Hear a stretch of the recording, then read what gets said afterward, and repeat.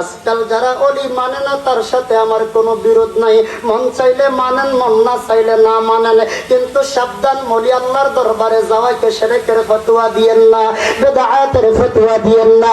এইরকম ফতোয়া দিলে কোনো লাভ হবে না, কোনো ফায়দা হবে না। ও আমার জ্ঞানী গুণী ভাইয়েরা, আপনারা দেখেছেন ইদানিং এর যে প্রেক্ষাপটটা একটু লক্ষ্য করেন।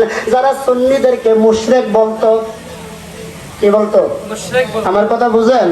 সুন্নি যারা মাজার জিয়ারত করেন, আমরা যারা মাজার জিয়ারত করি, আমাদেরকে যারা মুশরিক বলতো, আজকে দেখছি তারা দৈনিক 24 ঘন্টায় মন্দিরে তাদেরকে দেখা যায়। কষ্ট হইতেছে, ব্যথা পাইতেছে অন্তরে।